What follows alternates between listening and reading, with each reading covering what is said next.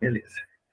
Pessoal, então, boa noite a todos. Sejam todos bem-vindos aí à nossa live de hoje, né? Nossa reunião, né? Mais uma vez aí, aos familiares, às pessoas que estão presentes, convidados, amigos, né? Hoje aí estamos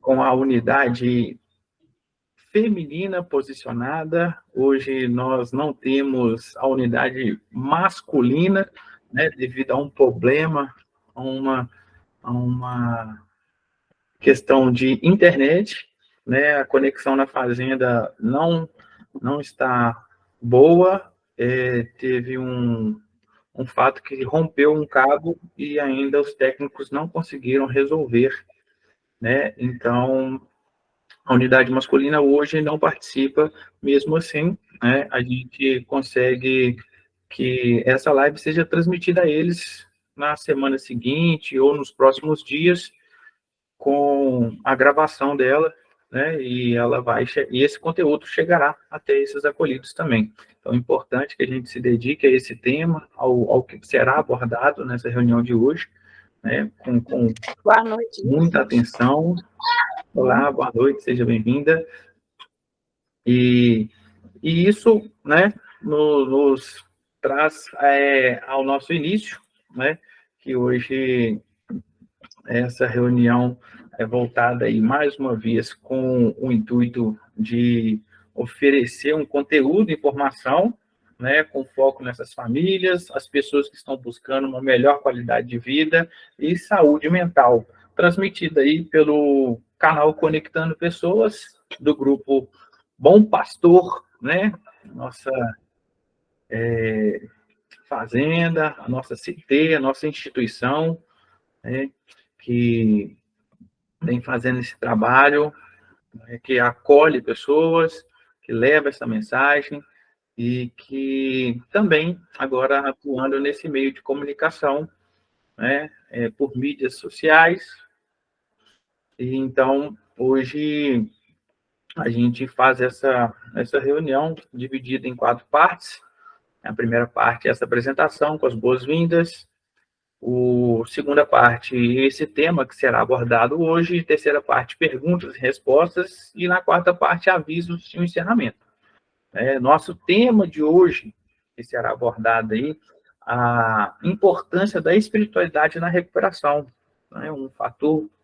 Um dos pilares, né, de sustentação aí, muito importante para as pessoas que buscam essa recuperação, que estão numa nova maneira de viver, né, que instala ela em sua vida e que também está em processo de manutenção, né? Então, a gente reforça isso, e a nossa convidada palestrante, a Ana Luísa, né, César Viana, é isso?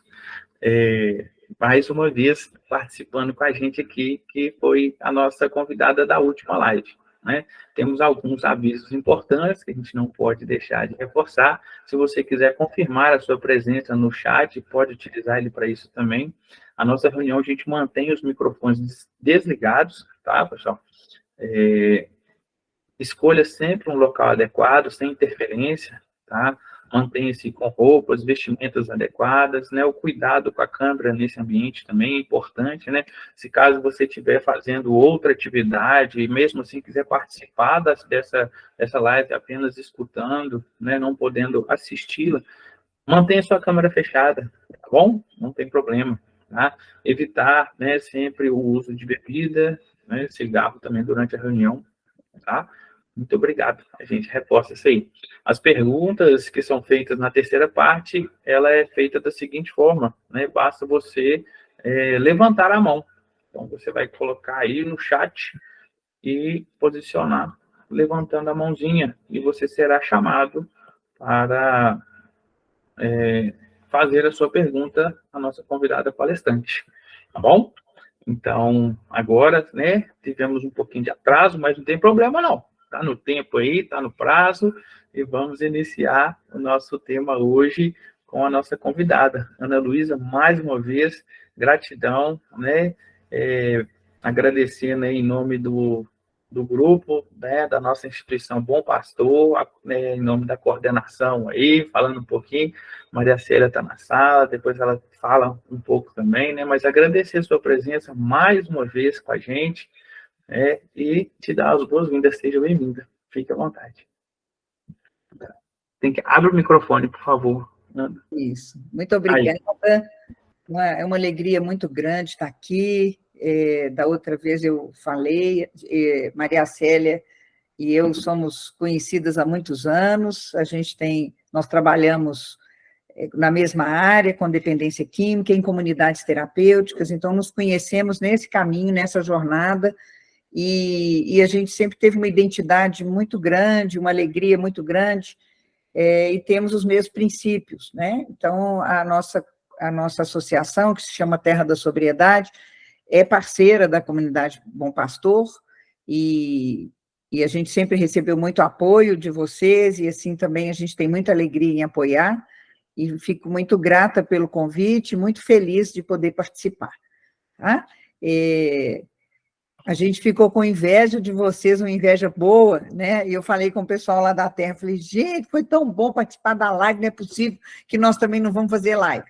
E aí, o pessoal da nossa comunicação lá resolveu também fazer. Então, semana que vem, vão começar as lives da Terra da Sobriedade. Aliás, semana que vem, não, na outra semana, dia 22. No final, eu vou passar, e depois, Luiz Fernando, quando vier a nossa divulgação, eu passo, que aí você também passa para as pessoas e a gente vai fazendo, né? Uma hora dessas a gente vai chamar vocês também para participar da nossa, tá bom? De nada. Feliz, e uma pena o pessoal da comunidade masculina não estar aqui, mas realmente depois a gente pode, eles passando, se eles tiverem alguma dúvida, podem me escrever e eu fico à disposição, tá bom? E muito feliz de estar aqui com a comunidade feminina, que eu admiro muito esse trabalho, que é raro no Brasil, comunidade terapêutica feminina, e rezo sempre por vocês, pela comunidade Bom Pastor e também pela comunidade feminina. E está nos meus planos, esse ano está muito apertado, mas está nos meus planos ano que vem ir visitar vocês, tá bom? Então, vamos lá, podemos apresentar.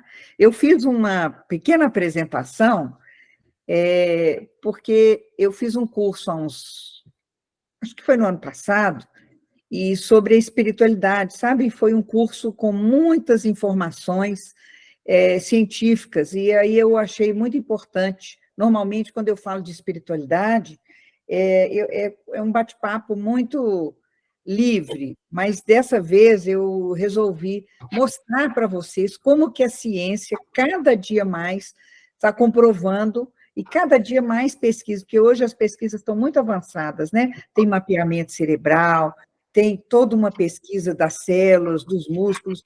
Então, hoje a ciência consegue, igual a gente tem radiografia dos ossos, a gente está conseguindo tirar também fotos do cérebro em todas as situações que a gente está vivendo, emocionais, o pensamento, a gente está mapeando o cérebro, né? Então, quando uma pessoa pensa, quando uma pessoa está triste, quando uma pessoa está feliz, hoje já é possível a gente enxergar essas imagens no cérebro. E aí, estão sendo feitas muitas pesquisas interessantes de quando o ser humano está em oração, de quando o ser humano tem fé, e também pesquisas, tanto que a gente chama de qualitativas quanto quantitativas. O maior número de pessoas entrevistadas e com maior profundidade.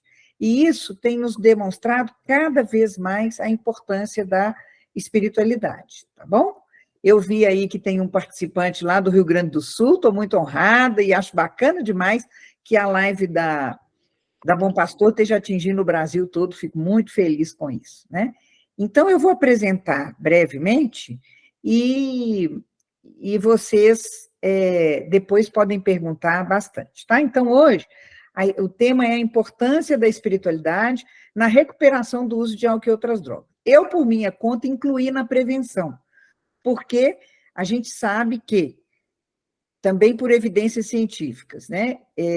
Eu sou terapeuta ocupacional, sou da área de saúde, sou especialista em prevenção e tratamento de dependência química, sou uma apaixonada pelo tema, principalmente pela prevenção, e estudo isso com muita frequência. Dizem os meus filhos que eu como comida e como prevenção, de tanto que eu gosto de estudar isso, né? E aí, eu incluí a prevenção porque as famílias, a gente sabe que tem já uma confirmação da ciência de que familiares de dependentes químicos têm mais chance de ter outras doenças e também a própria dependência química ou transtorno por uso.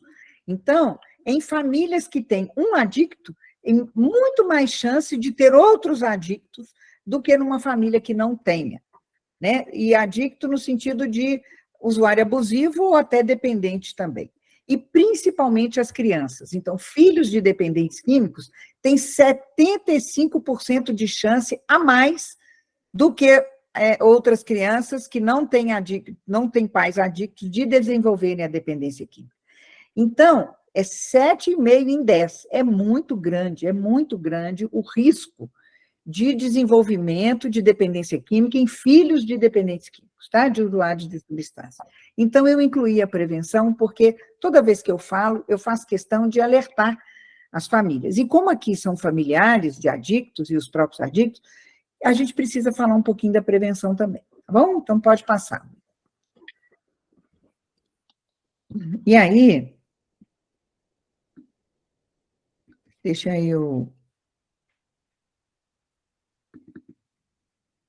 Luiz? Pode passar o segundo. Você quer que eu passe ou você mesmo vai passando aí? Aí está aparecendo para você? Tá. Está aparecendo. Espera aí um pouquinho. É porque eu estou com outro arquivo aqui que eu tenho que diminuir. Espera aí, ele apareceu aqui na minha... Aí, pronto. Pode passar, então, o segundo, tá? Conceitos. Isso. Não, para mim ele não desceu, não. É porque ele não está no modo exibição. Aí, tá ótimo. Então, para falar um pouquinho sobre espiritualidade, aí tem os conceitos. Eu vou ter que aumentar, porque eu não estou conseguindo ler. Tem como você aumentar ou fixar e me deixar fora da tela um pouquinho e fixar um pouquinho para todo mundo ler também? Não sei se vocês estão lendo com facilidade. Deixa eu aumentar o meu aqui. Isso. Agora sim, é porque está no modo... Isso, agora deu para todo mundo ver. Ótimo. Está ótimo, obrigada. Então, para a gente falar de espiritualidade, muitas pessoas têm essa confusão, sabe? De religiosidade com espiritualidade. Então, espiritualidade, ela é o geral, a relação do ser humano, a nossa relação com o que é sagrado. Sagrado é importante, né? A gente fala assim, visitar meus pais no domingo é sagrado. Meu futebol, minha pelada segunda-feira é sagrado. Quer dizer, sagrado é o que é importante para nós. Então, a espiritualidade é a nossa relação com o que é mais importante para nós.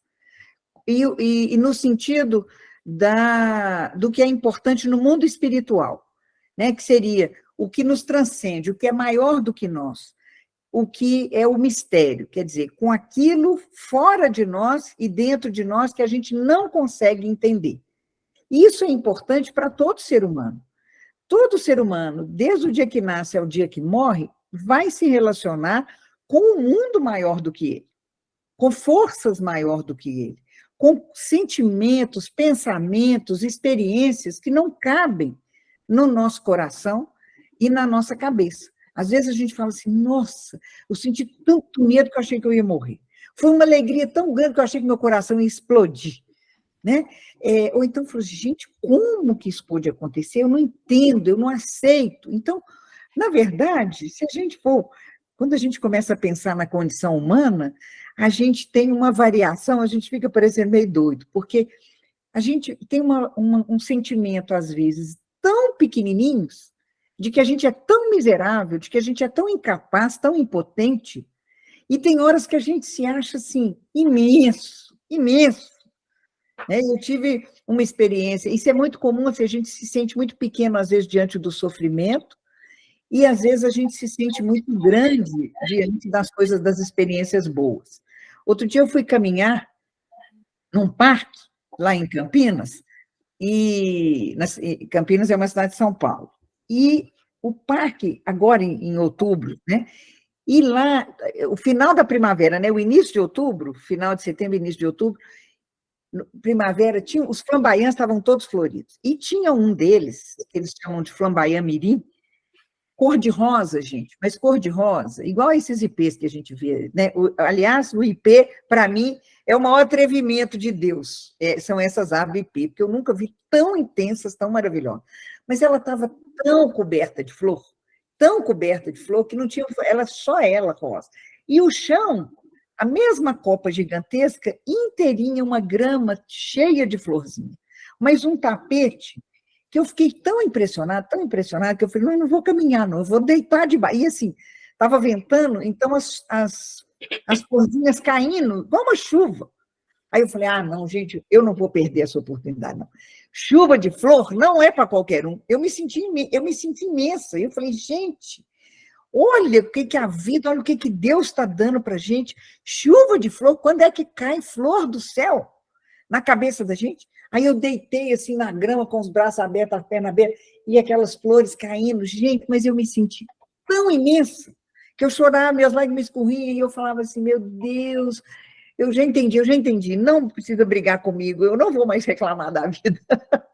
Eu estou entendendo que o Senhor está me dizendo que está tudo bem, que tem até flor caindo do céu, que eu não preciso preocupar.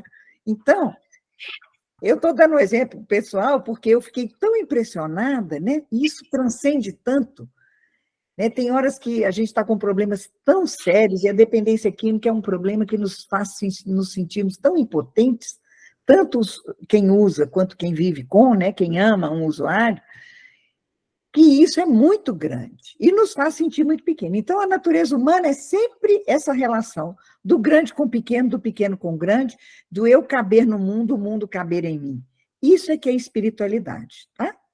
Então, essa relação com esse mistério, que alguns chamam de Deus, de poder superior, de realidade última, né? De existência, cada um dá um nome. Já a religiosidade é a maneira como a gente escolhe para fazer isso, para se relacionar com o sagrado.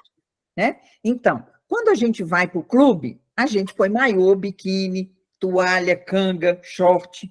Quando a gente vai para bodas de ouro, para baile de formatura, a gente vai de longo. Quando a gente vai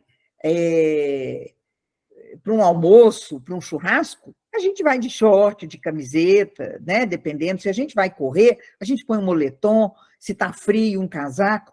Então, para cada ocasião, o ser humano ele se adapta, ele cria estruturas para ele aproveitar da melhor forma possível aquele momento. Eu dei o exemplo da roupa, porque a roupa é uma convenção. O mundo inteiro usa roupa. Né?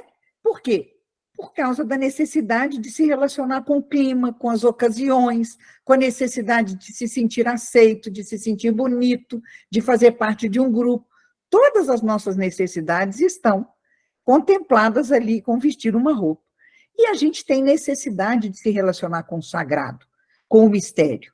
E a gente, então, combina formas de se relacionar com isso. E estas formas que a gente organiza que a gente determina, se chama religião. Religiões, seitas, né? E é um sistema organizado de crenças, de práticas, de símbolos, de rituais que o ser humano desenvolveu para facilitar, para mediar a proximidade dele com o sagrado e o transcendente. Né? Então, a gente pode comer com a mão, mas a gente pode comer com colher, a gente pode ter alguma coisa que nos facilite essa relação. Né? Então, essas ferramentas a gente chama de religião. Então, espiritualidade tem a ver com religião e religião tem a ver com espiritualidade. Mas nem toda espiritualidade se manifesta religiosamente. É muito importante a gente entender isso, porque um dos problemas maiores nas famílias que tem adicção, que tem uso de droga, é briga, conflito religioso. Por quê? Porque um é espírita, o outro é evangélico, o outro é ateu, o outro é católico, o outro, entendeu? É umbandista, e aí as pessoas começam a brigar, e um a querer convencer o outro, ou convencer o outro de que ele está errado e de que esse lado aqui está certo.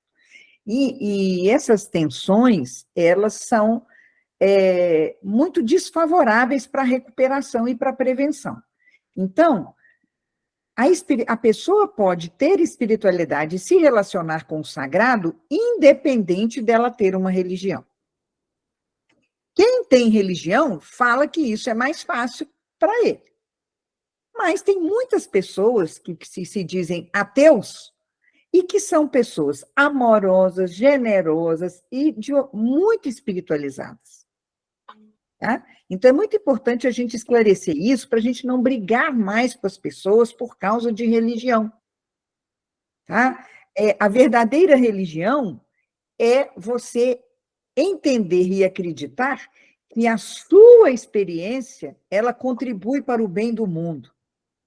Então, quanto mais religioso, espiritualizado você for, menos você vai atormentar as pessoas ou querer convencê-las de que você está certo e ela está errada. Quando você vive a sua espiritualidade profundamente, coerentemente, é como uma fonte, né? Aquele chafariz assim que jorra, né? O chafariz, ele é um motorzinho que pega a água de baixo e joga para cima, pega a água de baixo e joga para cima. O dia que nós formos um chafariz de amor, um chafariz de leveza, de alegria, de paz, qualquer pessoa de qualquer religião vai olhar para a gente e falar assim, por que ela dá conta e eu não dou? Por que essa pessoa, apesar de tanto sofrimento, ela é feliz? Por que essa pessoa é tão gostoso ficar perto dela? Aí pode ser que a sua espiritualidade, a sua religiosidade esteja tocando alguém. Porque a sua palavra, ela pode irritar uma pessoa.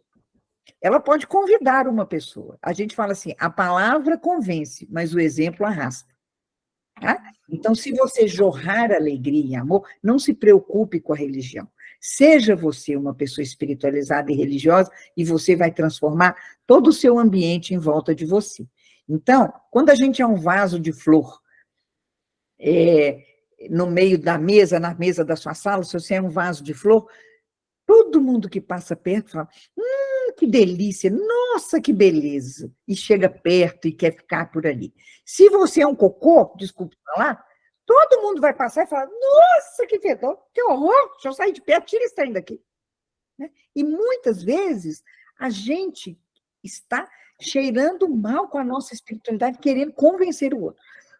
Todas as religiões, elas são evangelizadoras, eu vou usar esse termo não como cristão, não como termo cristão, evangelizar significa noticiar, né? Então, todas as religiões, elas são noticiadoras delas mesmas, porque elas vivem valores, elas pregam valores, elas ajudam o ser humano a se relacionar consigo mesmo e com o mistério. Então, toda crença, ela é semeadora, seja do mal, que tem as seitas do mal, como as seitas do bem, entendeu? Então, não se preocupe, porque você vivendo é igual uma árvore, igual o próprio IP. A hora que o IP, ele não precisa fazer, ele não precisa gritar. Ele é o IP, e a hora que ele solta aquelas sementinhas que parecem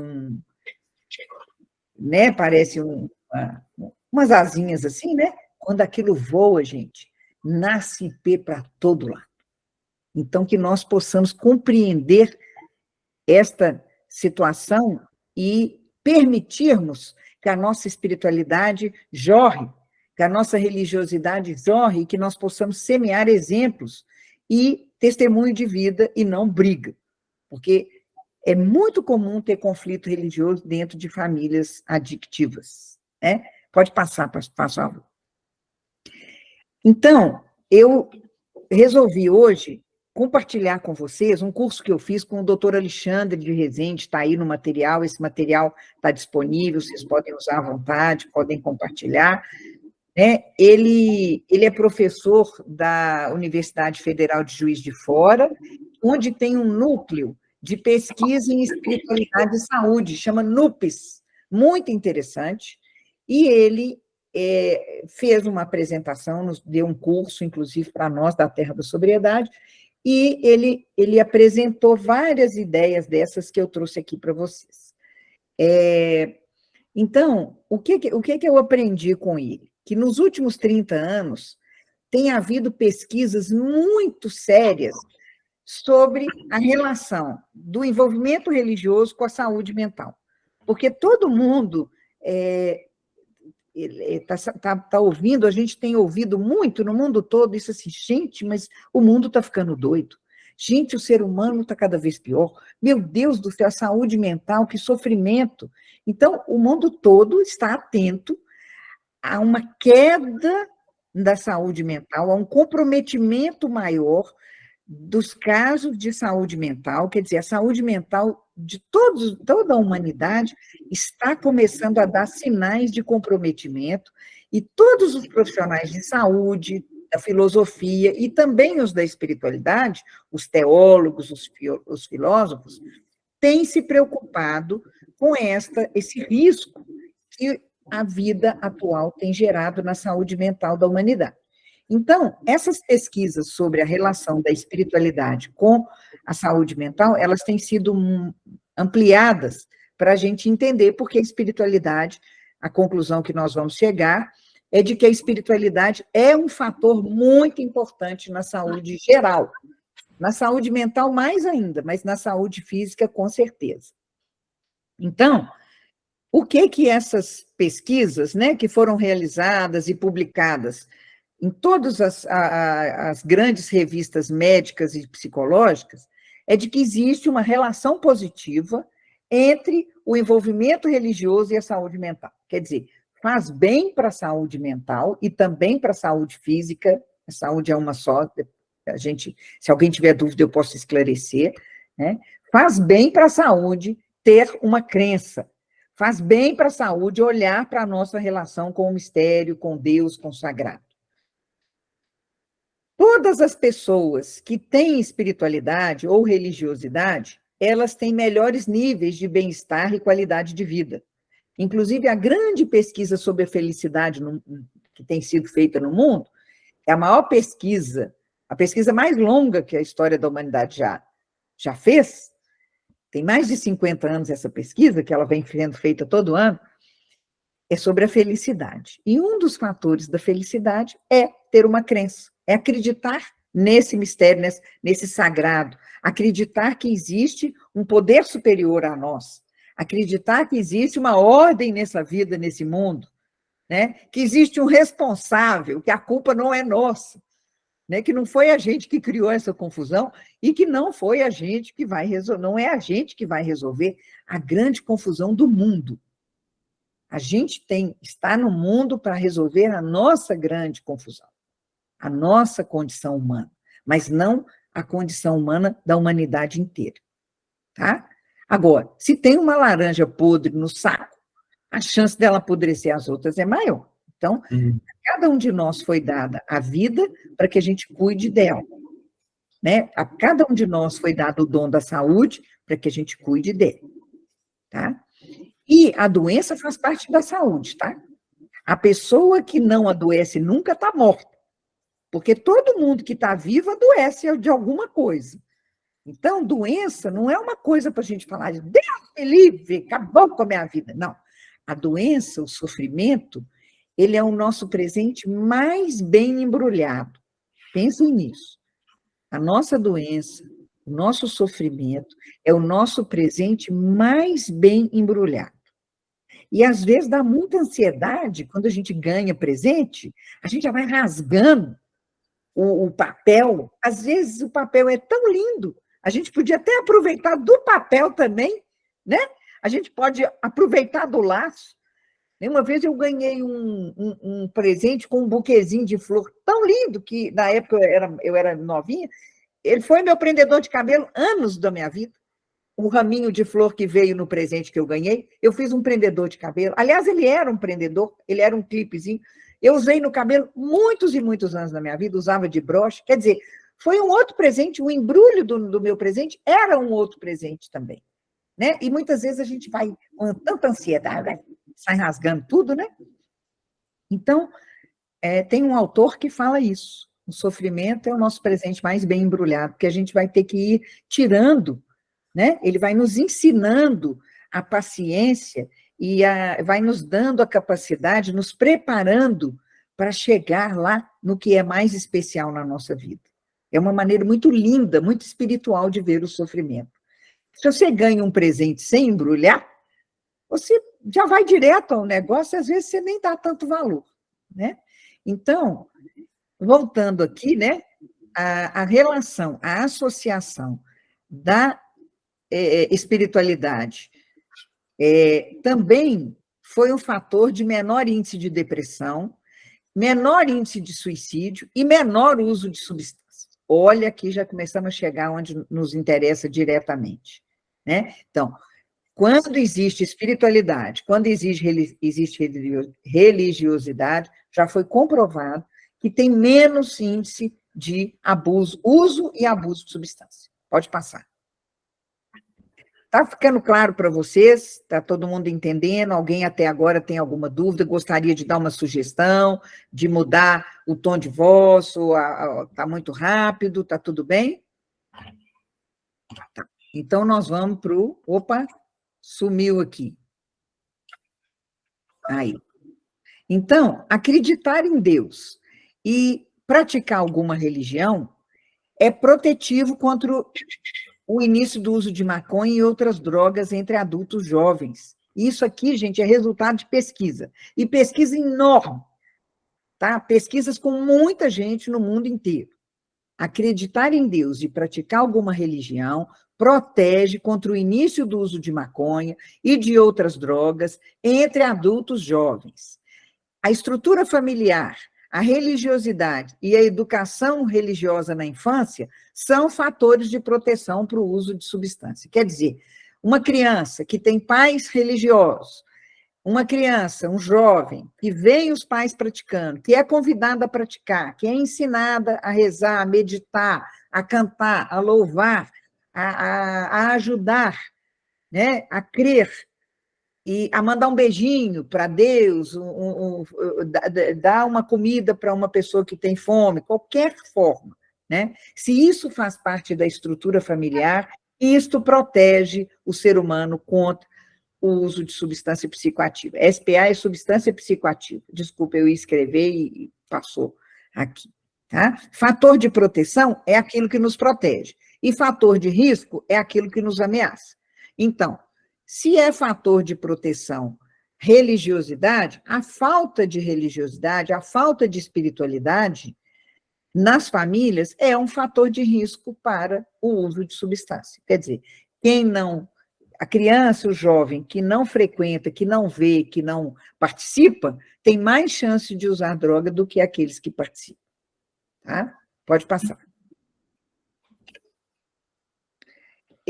Um estudo com dependentes de crack, essa foi uma pesquisa feita com dependentes de crack internados em 20 comunidades terapêuticas de 7 estados brasileiros. Tá? Foi uma pesquisa feita, e aí, em 2018, é bem recente essa pesquisa, né? Foram 531 pacientes de comunidade terapêutica entrevistados. Olha que interessante, 98,9% acreditavam em Deus e 86,1% tinham alguma religião. Isso não era só comunidade terapêutica religiosa, não, tá? Tem algumas comunidades terapêuticas que não têm a espiritualidade como um fator, uma ferramenta de tratamento, mas a grande maioria delas tem. E, metodologicamente, na linha que Maria Célia e eu participamos, e que a comunidade Bom Pastor, a Terra da Sobriedade também atuam, a espiritualidade, esse grupo de comunidades terapêuticas que a gente faz parte, e que faz parte de um grupo do mundo inteiro, Este grupo de comunidades terapêuticas tem por definição que a comunidade terapêutica é um método que usa a espiritualidade para tratar. Por isso, a comunidade terapêutica é indicada e reconhecida no mundo inteiro, por muitas pessoas, não por todo mundo, mas por muitas pessoas, como um modelo de excelência para tratar a dependência química. Né? Então, o envolvimento religioso na infância e na adolescência, nessa pesquisa, constatou um menor índice de consumo de início antes dos 18 anos. Então, isso é muito importante, porque até os 18 anos, o ser humano está com o cérebro em formação, o sistema das emoções em formação e o corpo em desenvolvimento. Então, a prevenção do uso de drogas, ela tem o objetivo de adiar, de evitar, de impedir o uso, ou de adiar o máximo possível, porque muitas vezes a gente não consegue impedir o uso. O mundo está muito facilitado o uso de substância, né? Tem cerveja em tudo quanto é lugar, tem cigarro em tudo quanto é lugar, maconha está cada dia mais um movimento no mundo inteiro de legalizar. Nós vimos aí o Brasil está lá com a pauta no Supremo Tribunal, se legaliza, se descriminaliza, não é legalizar, descriminalizar ou não descriminalizar. A gente depois, uma hora, podia falar sobre isso. É um tema de live bacana, né? Então, quanto mais cedo um ser humano entra em contato com a substância, mais grave vai ser o problema da vida dele, menos chance ele tem de se recuperar. Então, maior o índice de morte, maior o índice de criminalidade, maior o índice de problemas. Então, assim, quanto mais cedo inicia o uso de drogas, mais problemático e mais difícil de cuidar. Então, a pesquisa mostrou que, se tem um envolvimento religioso na infância e na adolescência, tem menos início de consumo antes de 18 anos. Olha que coisa boa. E é tão simples, né? A gente praticar a espiritualidade e a religiosidade. Nosso povo brasileiro é tão espiritualizado, é tão religioso. Todo o nosso povo tem festa religiosa, tem a festa do Divino, tem Nossa Senhora Aparecida, tem as igrejas evangélicas, né? Tem nosso povo com base africana, tem a Umbanda, né? Nós temos tanta riqueza espiritual. Então, o nosso povo é um povo espiritual e religioso. Então, isso para nós é uma grande proteção. Né?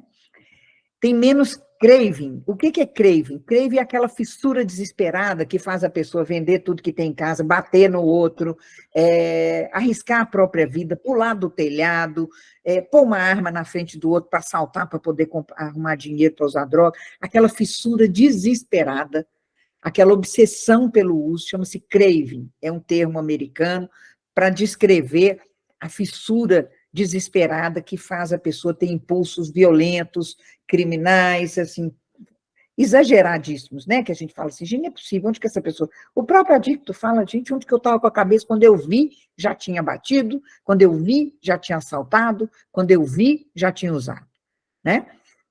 Então, com uma cultura religiosa desde cedo, pessoas que têm fissura, mas essa fissura, ela não evolui tanto para o craving. Por quê? Porque a pessoa, quando ela começa a ficar desesperada para usar, ela às vezes fala assim, ai meu Deus, me tira daqui, por favor, me tira daqui, por favor, não me deixa fazer isso. E aí, né, esse mistério, o que aconteceu? O milagre, eu aliviei, eu consegui segurar num galho de árvore e a enxurrada não me levar, né? E não estou aqui para explicar os mistérios, mas para falar que existe. E que muitas vezes a pessoa consegue levantar a mão e segurar, e não cair. Tá? É isso que a pesquisa fala. A frequência religiosa também na infância e na adolescência indicou menos chance do início de consumo antes dos 18 e menos intensidade no consumo. Quer dizer, as pessoas também, em alguma maneira, elas têm saída, elas têm menos desespero, como se pudesse dizer isso, né? Elas têm um pouquinho mais de esperança e a coisa não fica tão fria, tão grave, tão desesperada. A frequência religiosa dos 15 aos 17 anos, também, né? A frequência... Então, olha que interessante, esse é um dado muito importante, porque de 15 a 17 anos é a idade em que os jovens onde mais inicia o uso de droga, tá? É entre 15, na verdade, e 21 anos, que é quando eles entram na faculdade também, o índice de álcool aumenta, de uso de álcool aumenta muito quando os jovens entram na universidade. Só que o povo brasileiro, a grande maioria, ainda não acessa a universidade. Então, de 15 a 17 anos é quando começam a acontecer os piores envolvimentos com droga, com álcool, com criminalidade, com violência, né? Essas consequências do uso da droga. Então, se existe experiência e frequência religiosa nesta idade da adolescência, todas as variáveis de gravidade do consumo de crack, porque a pesquisa foi especificamente para o crack, estão diminuídas. Todas as variáveis da gravidade do consumo do crack ficam diminuídas se nessa idade dos 15 aos 17 anos existe frequência religiosa. Tá? A idade de início, a fissura, a intensidade do consumo, né, que a gente chama de uso moderado, uso pesado. Então, de cara, a gente já pensa assim, levar esses meninos todos para o centro, levar esses meninos todos para o grupo de jovens, levar esses meninos todos para a missa, para o culto, faz sentido. Faz sentido. Dar livros de espiritualidade, né? Não só livro de oração, mas livros de filosofia, livros que falam da condição humana. Isso não só as famílias, não. Né? As escolas, se tem alguém aqui que é professor, que trabalha em escola, ou que convive com quem trabalha, é hora de dar leituras que nos ajudem a refletir sobre isso, que ajudem os adolescentes a refletir sobre isso. Né? E, infelizmente, o ensino no Brasil, quando eu estudei, tinha moral e cívica e ensino religioso nas escolas. Eu, por exemplo, conheci todas as religiões na escola. Eu estudava em escola católica e de freiras, e elas nos deram aula de iniciação religiosa. Então, na quinta, sétima série, sei lá, nós aprendemos todas as religiões do mundo, todas. Gente, mas foi lindo! Foi lindo! Nós lemos o Alcorão, uma parte dele, nós lemos o Bhagavad Gita, que é dos hindus, a gente leu um pouco da Bíblia, nós conhecemos todos os livros sagrados, né? Então, foi tão lindo. Então, isso eu agradeço muito a Deus e as irmãs lá, esta educação, que eu acho que a cultura, inclusive, hoje é muito rasa. As pessoas acham que cultura é música, é dança. Não, cultura é conhecer o mundo, é saber das coisas, né? E isso é muito protetivo do uso de álcool. E protetivo na recuperação. Nós vamos ver agora. Pode passar. Então, a conclusão das pesquisas é de que a espiritualidade ou a religiosidade representa um grande fator de proteção para o uso e abuso de álcool e outras drogas. E também, principalmente para nós, entre indivíduos jovens, que é a faixa da população altamente vulnerável para o uso de drogas. Então, a espiritualidade, ela é um fator protetivo e é muito importante que a gente saiba disso. Pode passar. Aí, a gente, antes de falar disso aqui, da cultura religiosa e espiritual, quer dizer, como que isso vai fazer, agora entrando já na recuperação, é muito comum a gente escutar famílias dizendo assim, eu não vou ensinar religião para os meus filhos, não, que eu prefiro deixar eles escolherem. Isso é um discurso muito comum na atualidade hoje, na modernidade. Então, os casais mais jovens falam assim, eu não vou ensinar religião para os meus filhos, porque quando eles crescerem, eles vão escolher a religião que eles querem. Tá? É a mesma coisa de você dizer assim, eu não vou ensinar português, uma língua para o meu filho, porque quando ele crescer, ele vai escolher que língua que ele quer falar. Para você falar uma outra língua, você tem que ter sido alfabetizado em alguma. Porque se você não for alfabetizado, em qualquer língua que seja, você não vai conseguir aprender outra. Então, é preciso ser alfabetizado para você depois falar todas as línguas que você quiser. Em relação à cultura da espiritualidade, que não precisa ter a ver com religiosidade, só se você quiser, É preciso ensinar sobre a espiritualidade, é preciso alfabetizar sobre a espiritualidade, é preciso ensinar a criança e o adolescente de que ele não é o dono do mundo, de que existe uma força, um poder maior do que ele que fez as coisas, e que nós não entendemos tudo, e que, de alguma maneira, nós precisamos nos relacionar com esse sentimento de impotência e de onipotência. E que nós precisamos aprender o caminho do meio, né? Então, é preciso ensinar a espiritualidade e talvez alguma religiosidade, e aí essa criança, quando ela se tornar um jovem, um adulto, ela vai poder escolher. Como nós, que falamos português e podemos estudar francês, inglês, alemão, espanhol, tem gente que fala 11 línguas, né? Então, não impede, pelo contrário, favorece, tá? Porque trocar nada por alguma coisa é mais difícil do que você trocar alguma coisa por outra, né? Então, o fato de você educar para a espiritualidade e para a religiosidade, você não está impedindo a pessoa de escolher, de ter a liberdade mais adiante. Pelo contrário, você está facilitando. Agora, ensinar e educar para a verdadeira espiritualidade, para uma religiosidade sadia, não é o conflito religioso, tá? Então, aí, nesse sentido, muitas pessoas talvez estejam reagindo à educação mais antiga, que era mais retrógrada, né? Católico não podia nem ouvir falar em espírita. Umbanda era totalmente escondido, porque era dos escravos. Então, até a capoeira, muitas pessoas acham que é coisa do demônio. Então, assim, esse tipo de radicalismo, ele é uma cultura muito fechada, né? Então, a gente precisa ter um pouco mais de tolerância religiosa, respeito, e o que a gente chama ecumenismo ou pluralismo, né? Significa que eu respeito como o outro pensa. E o fato de nós sermos diferentes não nos faz desrespeitar o outro, né? Aceitar não significa concordar. Aceitar não significa concordar, tá bom? E a gente pode conviver mesmo discordando. A discordância também não quer dizer briga, tá bom? Então, aproveitando esse detalhe, aí a gente vai falar de cultura religiosa e espiritual, né? O que é a cultura? É o que a criança aprende quando ela vê o adulto se adaptando às circunstâncias de vida adversas. A gente ensina mesmo calado, tá? Vocês veem que filhos de cegos, eles aprendem, né? Eu convivo muito com cegos, eu tive um cunhado cego que faleceu, e os meus meninos eram pequenos quando nasceram, né? E ficavam vendo ele. Então, os meus filhos videntes, que enxergam, né? Eles aprenderam a ver o mundo também com olhos de cego, porque eles tinham um cunhado cego. Então, os olhos do meu cunhado e dos cegos são os dedos.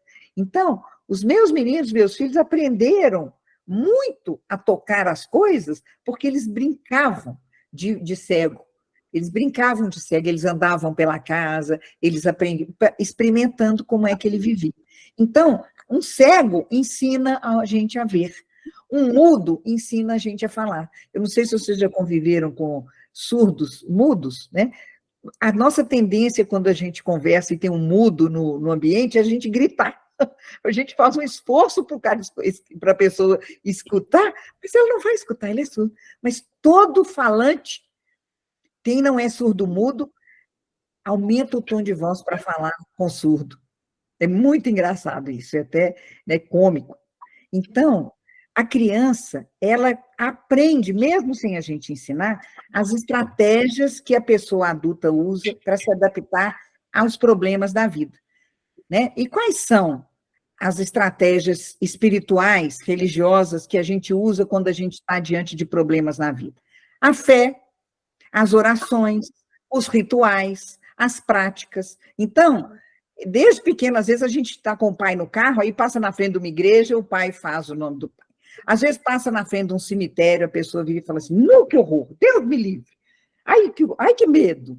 Isso tudo, as nossas crianças, elas vão vendo a gente viver e elas vão aprendendo, né? Eu tenho uma netinha francesa que ela tem pai brasileiro, né? Meu filho é brasileiro e a mãe é francesa. Então, ela escuta o português e o francês o tempo todo, desde que ela nasceu. Só que ela mora na França, então todo mundo lá fala francês. Ela entende tudo que o pai fala em português, entende o que eu falo, entende o que todo mundo na França fala, mas ela não fala em português, ela só fala francês. Aí ela nasceu aqui, com poucos meses foi morar na França, e agora, em agosto, ela veio no Brasil pela segunda vez, mas para ela foi a primeira, porque ela foi embora quando ela nasceu, era recém-nascida, então ela não lembra. Aí um dia, ela não falava, todo mundo fala, e ela não falava, muito inibida, né, muito coisa. Aí uma hora, eu não sei o que eu estava fazendo, eu falei assim, meu Deus! Aí ela respondeu assim, do céu! Então, você vê como que achei tão engraçado que eu falei, meu Deus, ela falou, do céu. Onde que essa menina ouviu, meu Deus do céu?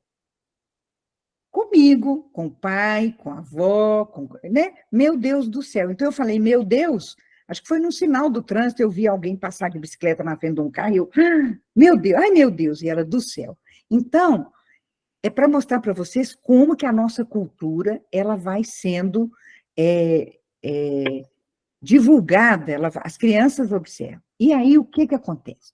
Quando a nossa cultura religiosa é positiva, tentei encontrar um ensinamento de Deus no que aconteceu, Deus sabe o que faz, Deus é mais, Deus é maior, a gente vai aprender uma lição disso, não se preocupe, meu filho, a gente perdeu isso, mas a gente vai conseguir reconquistar. Pensei sobre como minha vida é parte de uma força espiritual maior, né? Alguém está cuidando disso aqui, olha a natureza, né? Como que as coisas são bonitas, o cachorro matou o gatinho, mas o nosso cachorro continua sendo bom, isso é a natureza dele, né? Os animais são assim. Então, tudo isso, se a gente tira boas lições, e lições que dão sentido à vida, porque a espiritualidade é esse relacionamento com o sentido da vida, esta cultura religiosa tem um impacto muito importante na recuperação. Se a nossa cultura é negativa, Deus está me castigando, eu não sei o que eu fiz para Deus. Lembra aquela novela, Eu Joguei Pedra na Cruz? Lembra? O cara falava, né? Eu joguei pedra na cruz. Deus é culpado pela minha situação, eu não faço nada, Deus é que tem que resolver meu problema, né? Eu só esperei que Deus resolvesse meus problemas para mim, e Ele não resolveu.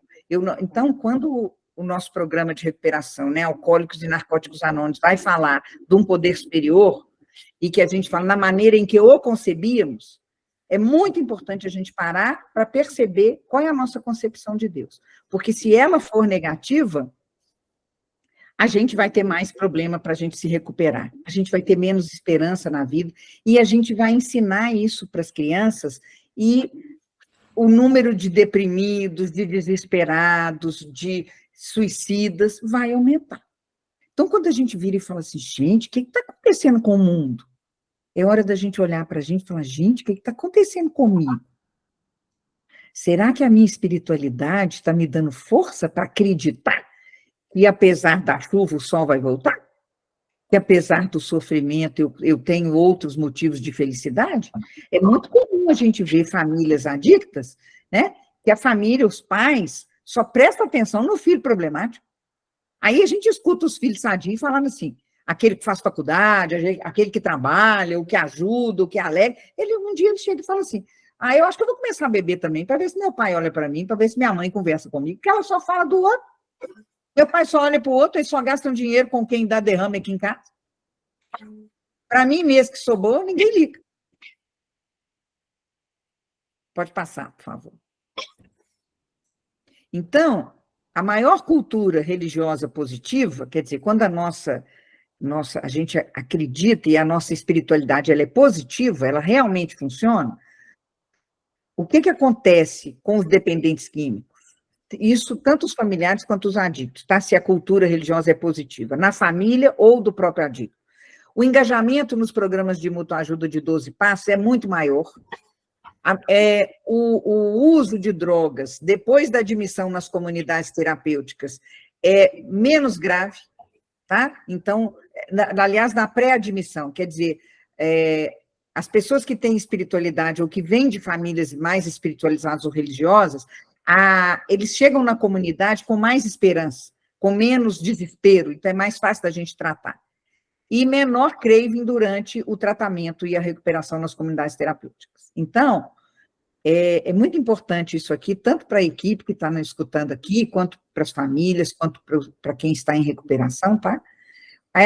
São dados importantes de como a espiritualidade atua positivamente em cada aspecto da recuperação. Tá bom? Pode passar. E aí, um outro fator que foi pesquisado nessa pesquisa grande nas comunidades terapêuticas, e também em outras pesquisas no mundo todo, é da importância do contato das pessoas que estão em recuperação com líderes religiosos. Mas não só de quem está em recuperação. Como a gente está falando de recuperação, contato com líderes religiosos, os que prestam, viu, gente? E aí é muito importante a gente ter noção na cabeça para entender quem presta e quem não presta, né? Então, porque todo mundo erra. Os religiosos erram, os dentistas têm cárie, os advogados cometem crime, os terapeutas ficam doidos, então isso é a realidade do mundo, né? Mas líderes religiosos, éticos, íntegros e que são honestos na sua prática religiosa, são uma influência muito positiva, tanto para quem está em recuperação, quanto para quem está para a prevenção do uso, né? Para a nossa qualidade de vida. Para todo ser humano, para quem está em recuperação, então, muito mais importante. Então, por quê? Porque líderes religiosos, eles nos inspiram confiança, eles nos inspiram respeito, né? Eles são, de alguma maneira, um modelo de esperança, um modelo de fé, um modelo de prática religiosa. Eles podem nos dar orientação, eles podem nos conduzir no mais difícil processo, do perdão, que é uma questão crucial na recuperação, porque se o dependente químico não se perdoa e não perdoa os outros, ele não consegue parar de usar droga, né? Então, a cura da alma, a cura do corpo e da alma, passa pela espiritualidade, principalmente a cura espiritual, que é a superação de tudo que a gente aprontou de confusão e de que aprontaram com a gente na nossa vida. Então, a nossa capacidade de fazer do limão uma limonada é que é espiritualidade, tá? E os líderes religiosos ou os líderes espirituais são muito importantes. Eu coloquei aqui o retrato do Padre Haroldo, eu nem sei se Maria Célia está nessa... Isso aqui foi uma reunião da FEBRAPT, ó. Padre Haroldo no centro, foi um dos precursores da comunidade terapêutica no Brasil, um sacerdote jesuíta, foi ele que trouxe o amor exigente para o Brasil, ele foi um dos grandes divulgadores de alcoólicos e narcóticos anônimos e foi o criador da pastoral da sobriedade no Brasil. Então, é esse senhorzinho aqui, morreu com 100 anos, ó. Ele me casou, está aqui eu, meu marido e meu filho, caçula. Padre Haroldo nos casou, batizou todos os nossos filhos, e ele é o presidente de honra da FEBRAT, da Federação de Amor Exigente, né? É um homem muito santo e que é referência nas comunidades terapêuticas do Brasil todo. Né? Maria Célia conheceu, foi muito amiga, uma pessoa que nos ensinou muito, né, Maria Célia? Muito. Então, todas as vezes que eu falo de espiritualidade, ele foi meu orientador espiritual, e depois que ele faleceu, eu arrumei outro, né? Eu sou católica, sou cristã, mas eu também, Padre Haroldo ensinava yoga cristã, então eu tenho também um relacionamento com monges budistas que me ensinam meditação, oração do silêncio, né? Eu não sou budista, mas eu aprendo com eles a oração do silêncio, de aquietar o corpo, da respiração, eu aprendi muito com eles, e isso me deu uma capacidade, uma profundidade na minha espiritualidade muito grande mesmo. Pode passar? Então, se você tem a oportunidade de conversar com algum líder religioso, né, ou com um pastor, ou com um sacerdote, ou com algum mestre, né? É importante que você faça isso, alguma religiosa, porque essas pessoas, elas têm por princípio de vida a espiritualidade. Então, elas são estudiosas, elas são praticantes, né? A profissão delas é a reza, a espiritualidade, a bênção. Então, isso nos ensina muito. Então, por exemplo, eu estudo francês, quando eu converso com pessoas em francês, quando eu escuto música francesa, quando eu vejo filme, quando eu estou na França, eu aprendo muito mais do que só ficar no livrinho lá, oui, merci, oui, merci. Então, eu pratico, né? Então, frequentar lugares, conhecer pessoas é muito importante. E a importância dos líderes religiosos na recuperação foi comprovada. Pessoas que se relacionam com pessoas avançadas na espiritualidade têm boa chance de recuperação. Alcoólicos e Narcóticos Anônimos, e todos os programas de anônimos. Gente, já estou quase terminando. Estou me estendendo muito, vou encerrar aqui. Então, Alcoólicos e Narcóticos Anônimos, e todos os programas de anônimos têm princípios espirituais, né? Vocês sabem disso, do sexto ao 12º passo, eles se referem literalmente à palavra Deus, né? Eles incentivam a oração e a meditação, e eles, nas pesquisas, comprovaram que a participação no AA e no NA é tão ou mais eficaz do que as psicoterapias mais eficazes. Então, quando a gente compara pessoas que se recuperaram em tratamento de psicoterapia e pessoas que se recuperaram em comunidades terapêuticas ou em grupos de anônimos, o número de recuperação é muito maior, é muito mais eficaz do que em psicoterapia. Nós que somos terapeutas sabemos disso. E as famílias também. Não quer dizer que nem sempre a permanência em grupos elimina a necessidade da terapia, tá? A gente está dizendo em termos de espiritualidade. Por quê? Porque a terapia, muitas vezes, não traz o fundamento e o princípio religioso e espiritual que o grupo de anônimos dá. Então, nesse sentido de espiritualidade, anônimos tem muito mais vantagem e é muito mais completo do que uma psicoterapia. Mas a psicoterapia, muitas vezes, é mais necessária, porque, às vezes, a pessoa não dá conta nem de ficar num grupo ou numa comunidade se ela não tiver um apoio de psicoterapia. Pode passar? Só um pouquinho. É 21% maior a taxa, depois de 1 ano de abstinência, é 21% maior em quem tem recuperação ou está em tratamento, que inclui Alcoólicos e Narcóticos Anônimos, tá? Quer dizer, é mais efetivo. Pode passar. Alcoólicos e Narcóticos Anônimos, aqui são várias comprovações de pesquisas que grandes autores cientistas estão afirmando. Frequência no pós-tratamento de AA e NA está muito mais associado com melhor resultado e resultados de consistência. Quer dizer, saiu da comunidade, vai para o grupo, tem muito mais chance de ficar limpo, porque tem o fortalecimento da espiritualidade. O AA e o NA ajudam pacientes, e fumantes anônimos, jogadores anônimos, viciados em sexo, roda, todos os anônimos, tá? Ajudam os pacientes a aceitar o tratamento e a manter o tratamento, sendo mais do que uma alternativa de tratamento. E os grupos de apoio são úteis para muitos pacientes. Então, isso aqui são os cientistas falando. Tá bom? Pode passar? Amor Exigente também tem princípios espirituais, é um programa espiritual também, tem uma espiritualidade pluralista e ecumênica, tá?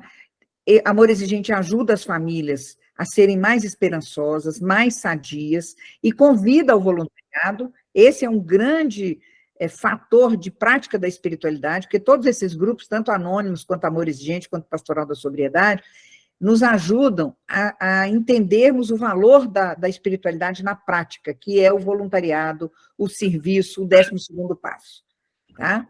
E a Pastoral da Sobriedade é outro fator de espiritualidade muito importante e que tem grupos de apoio à dependência, né? É uma espiritualidade cristã, mas é também ecumênica, acolhedora, que nos ajuda a trabalhar o perdão verdadeiro e também incentiva o serviço. Pode passar. Então, as comunidades terapêuticas, elas são serviços baseados nesses princípios desses grupos, tá? Então, é um tratamento efetivo, é um tratamento que tem bons resultados, principalmente para dependentes graves, para quem não deu certo em outros tipos de tratamento e para quem tem um comprometimento psicossocial muito grande. Quer dizer, não atrapalhou só a saúde física ou mental, não. A pessoa perdeu o emprego, perdeu família, perdeu as amizades, perdeu a capacidade de trabalhar. Então, assim, isso é que é comprometimento psicossocial, quer dizer, é individual e social, tá?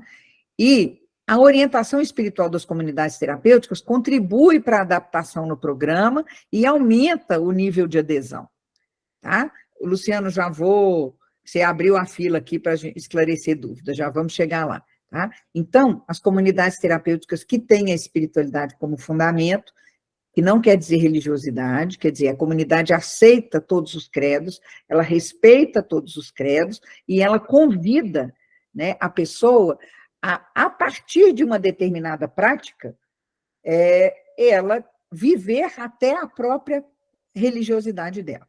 Então, por exemplo, na Terra da Sobriedade, a gente tem uma espiritualidade pluralista e ecumênica. Então, um dia da semana é um espírita que fala, no outro dia da semana é uma hinduísta, no outro dia é um evangélico, um dia é um católico. Mas a gente tem missa. A gente tem missa, porque a Terra da Sobriedade foi fundada por católicos, cristãos católicos, praticantes. Então, a gente tem missa toda terça-feira.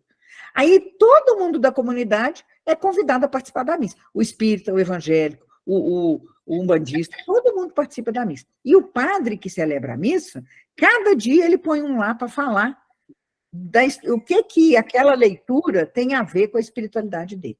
E os pacientes ficam muito interessados, porque eles falam, olha, como é que você entendeu isso aqui?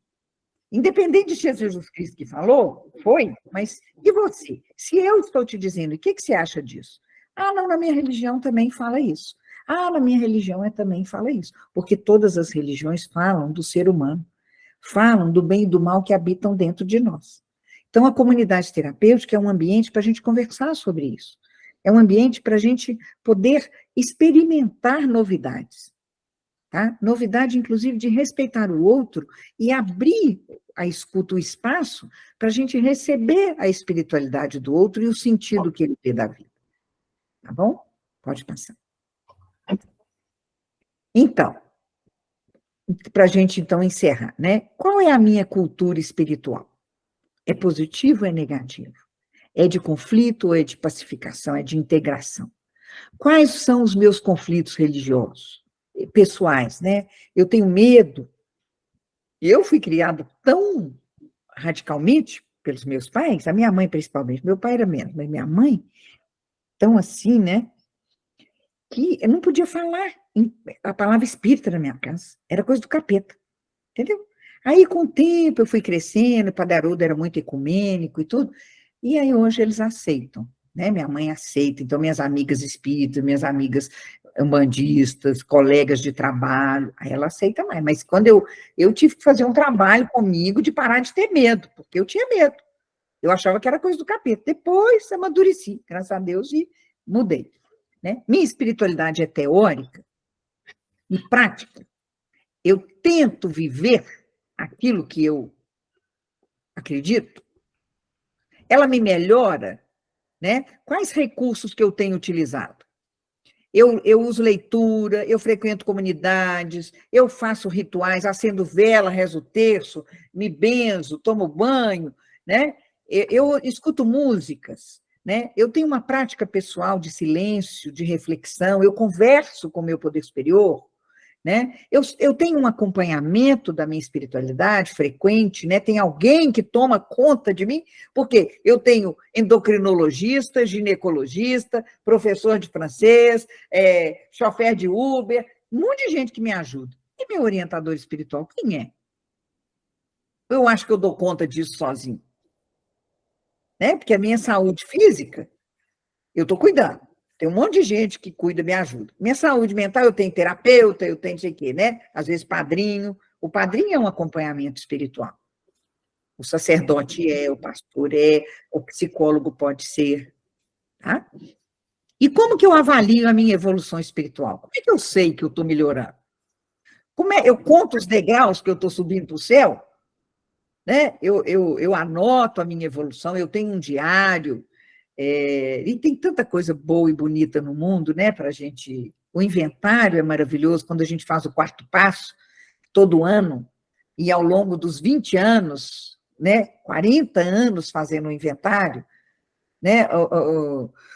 Eu lembro que uma das vezes que eu vi uma pessoa fazendo um inventário, né? Um paciente que hoje é um grande amigo, já fez parte da nossa equipe, ele chegou na Terra da Sobriedade, ele tinha 14 anos. O primeiro 4º passo que ele fez, ele colava chicletes debaixo da mesa do refeitório, entendeu? Tinha lá no 4º passo dele. Eu pregava chicletes debaixo da mesa do refeitório. Hoje, né? Ele 20 anos depois, né? Se a gente vê o 4º passo, outro dia eu acompanhei o 4º passo dele, e nós choramos juntos, assim, de morrer, né? Que ele falou, não, Ana Luísa, para quem começou confessando que pregava chicletes debaixo da mesa, né? Hoje eu construo as mesas desta casa. Hoje sou eu que faço as mesas deste refeitório. Então, como que a gente avalia a nossa evolução? Você está acompanhando? Isso é importante para você? Tá? E aí, pode passar, Luiz, por favor? Tem várias outras perguntas aqui que eu vou deixar para vocês, né? Assim, são provocações. E eles fazem parte de um questionário que todo profissional, é uma sugestão de que todo profissional faça com os seus pacientes, médico, psicólogo, coordenador de comunidade terapêutica, tá? Por quê? Porque a grande maioria, essa é uma pesquisa importante de falar, é que a grande maioria dos pacientes, principalmente de câncer, de doenças terminais, eles se queixam de que os médicos não abordam a questão espiritual deles e como eles gostariam de falar. E muitas vezes os terapeutas também não, e quando o profissional aborda a espiritualidade, a chance do paciente melhorar é mais de 50%. Tá? Então, é muito importante que a gente pergunte para os nossos pacientes, que a gente pergunte para os nossos internos, estou falando aí para os coordenadores, para os monitores, para os familiares, é muito importante que a gente inclua esta dimensão da nossa vida, que é a espiritualidade, nos nossos diálogos, nas nossas conversas. E aí tem várias pesquisas, várias perguntas aqui que ajudam a gente a conversar sobre esse assunto. E muitas outras, né? Muitas outras, tá bom? Então, desculpa ter me estendido muito, porque é um tema também muito profundo, né? Mas eu estou totalmente à disposição para... e para encerrar, eu escrevi assim, ó, espiritualidade funciona na prática, né? Só funciona se você fizer. É igual barriga de tanquinho, academia, né? E a gente precisa fazer a academia da alma, tá? A gente precisa praticar a espiritualidade, usando, inclusive, o nosso corpo, né? Por que que a gente faz gesto? Vocês sabem que esse gesto é um gesto universal? Todas as religiões têm esse gesto aqui de unir as mãos? Todas. Esse gesto aqui de abençoar, todas as religiões, né? O joelho. Então, esses rituais, essa academia, a gente começa no corpo, usa também as emoções, usa a imaginação, o pensamento, a palavra, a escuta, e aí a gente realmente está vivendo a espiritualidade, não só pensando nela. Tá bom? Obrigada. Que bom, muito bom essa participação. Que bom. Deixa eu parar a transmissão aqui, só um minutinho. Quanto conteúdo relevante, excelente. Muito obrigado, Ana Luísa, né? Primeiro agradecer a você por essa participação. As mensagens do chat. E as pessoas dando testemunho importante aqui, ó, verdadeira espiritualidade e religiosidade não se cobra, ela apenas vive. Uma maneira de tirar das costas uma responsabilidade que é dos pais, porque o presente importa para um futuro melhor, isso mesmo. A Eusélia falando, né, na hora que eu falei que a educação religiosa é importante, né? Tenho um irmão, padre Euder, que participou da Pastoral da Sobriedade. Meu pai está curado do vício com a ajuda do AA. São esses grupos de apoio que fortalecem os alcoólicos e a família também, com certeza. A fé e a espiritualidade liberta, cura e ajuda a superar tudo, com certeza. Essa cultura positiva, né? E uma cultura, gente, a cultura significa, tanto que a gente chama cultura, a gente fala assim, cultivar. Cultivar, você ter uma cultura de milho, né? Cultura significa aquilo que você cultiva, aquilo que você investe. Então, para você ter milho verde, fazer mingau de milho, pamonha, você tem que mexer na terra, arar, adubar, capinar, plantar o milho, esperar a chuva, depois colher, depois de beneficiar. Quer dizer, tem uma prática. Então, a cultura significa aquilo que você pratica, aquilo que você faz, que você fala, que você conversa, que você lê, que você experimenta no seu dia a dia, né? Então, e é isso mesmo. E é muito importante que a gente pense assim, quando a gente põe um óculos azul, a gente enxerga as mesmas coisas, mas tudo azulado. Quando a gente tira o azul e põe o amarelo, a gente enxerga as mesmas coisas, mas com tudo amarelado. Então, esse tom que a gente coloca na vista, no ponto de vista, né, a gente sabe que se ele for um tom colorido, um tom bom, a vida vai ser melhor. Sabendo disso, a gente não fica só esperando um milagre, a gente pede e espera esse milagre, mas a gente vai atrás dele também. E como é que a gente faz isso? Aí, os psicólogos, né, nós terapeutas, temos um monte de técnicas, e as próprias religiões também ensinam, de como trocar o pensamento negativo pelo positivo. Por isso que é barriga de tanquinho. Se você não fizer abdominal, você não vai ter sua barriga de tanquinho. Se você não fizer o exercício de trocar o negativo pelo positivo, você não vai conseguir ter uma boa perspectiva da vida. Então, ó vida, ó céus, ó dor, a pessoa que reclama muito, que ela é negativa, todo adicto tem transtorno de humor. Faz parte. O álcool, principalmente, deprime o sistema nervoso, tal, né? Então, a gente tem que fazer esse exercício. Aí é aquilo que a gente fala, é o lobo mau nos 3 porquinhos. Bateu na porta, não abriu, o que ele fez? Entrou pela chaminé. Então, se o meu humor, ele não me permite agradecer a Deus espontaneamente, ou a vida, né? Acordar de manhã e falar, bom dia, que dia lindo. Se eu não consigo isto, que eu tenha como propósito do meu dia dizer bom dia, que lindo dia, mesmo que isto não seja ainda uma realidade dentro do meu coração. Mas eu posso fazer com que isso seja uma realidade no meu pensamento, para que isto vá transformando o meu coração. E aí eu transformo a minha atitude. Então, o coração alegre agradece, mas o agradecimento alegra o coração. Tá? Então, tem muitas técnicas da prática da gratidão. A gente, na Terra da Sobriedade, outro dia, tinha muito mal-humorado. Aí a gente fez um baralho da gratidão. A gente construiu vários motivos de agradecer. Aí a gente desenhou um baralho, cada um fez uma carta, né? Então, agradecer pela água, agradecer pelo dia, agradecer pela saúde, agradecer porque eu estou aqui sóbrio, limpo. Então, tudo isso, agradecer pelo filho. Então, aí a gente, de vez em quando, cada um tira uma carta e vai falar se aquilo fez um sentido, se porquê. E tem o pote da gratidão também. Você vai pôr um pote de vidro, um pote de vidro assim, para começar, você pode pôr um de maionese, pega um papelinho e um lápis. E aí, todo dia, na hora de dormir, você tem que escrever um motivo que você teve para agradecer naquele dia. Entendeu? E aí você põe lá dentro. Aí, no final de um mês, você vai ver, ou de uma semana, você vai ver se você encheu o seu pote ou não. Tá? Porque é muito difícil, a gente tem que estar muito doente para a gente não ter um motivo para agradecer durante um dia de vida. Mas, na adicção, a gente consegue. Um dependente químico consegue passar 24 horas reclamando da vida, fazendo coisa errada e achando que está certo. Então, se a gente não fizer o caminho de volta, vai ficar mais difícil. Vai ficar mais difícil. Isso aí, muito bom.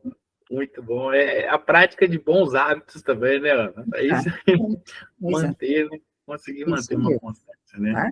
E a literatura, gente, ela é riquíssima, a literatura de A, porque o cérebro, a Adélia Prado, que é uma poeta de Divinópolis, né, maravilhosa, ela tem uma poesia que, né, que ela fala com Deus que ela não quer mais escrever, e aí a poesia dela é assim, me deixa fazer seu pão, eu não quero mais ser poeta, e ele fala, filha, eu só como palavras.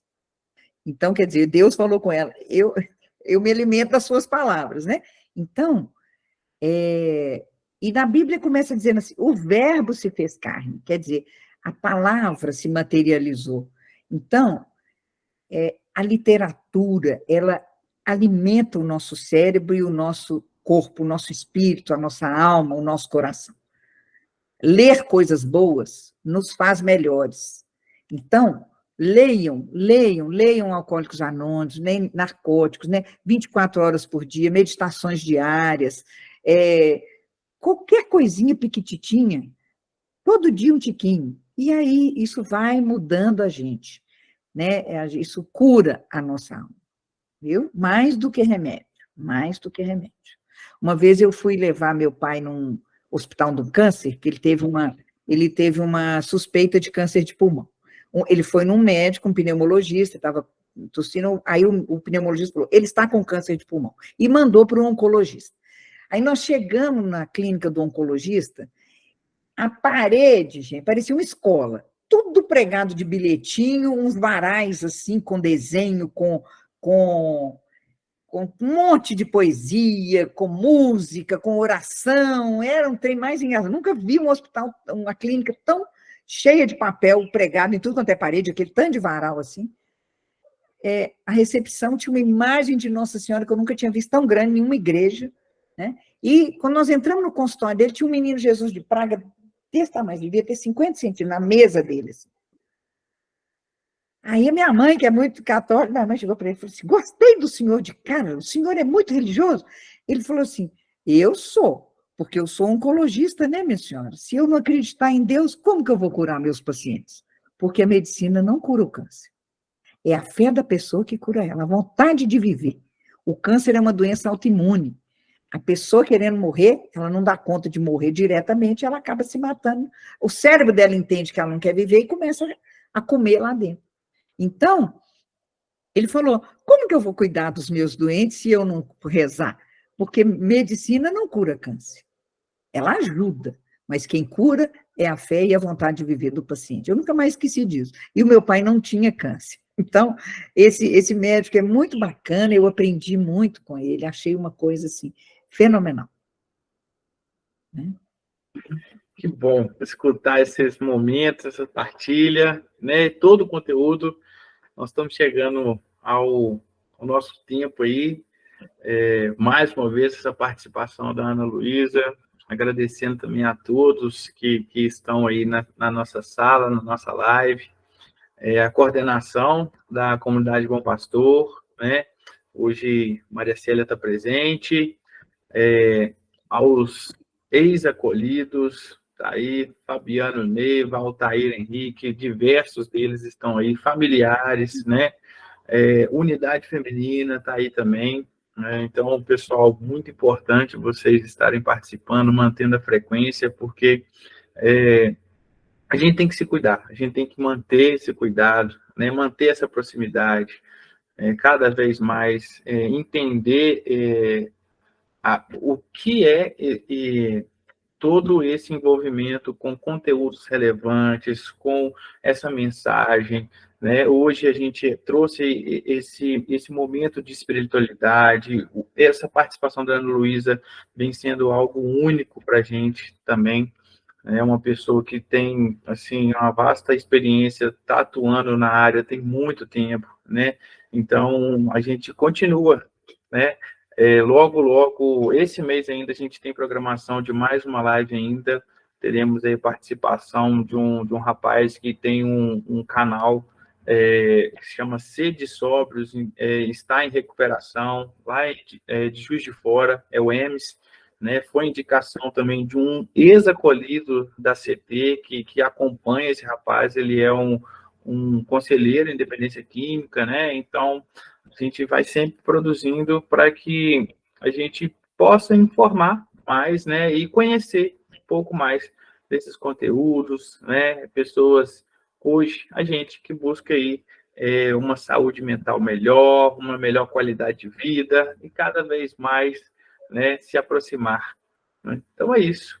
Maria Ciela quer dar uma palavrinha aí também, encerramento, vamos lá.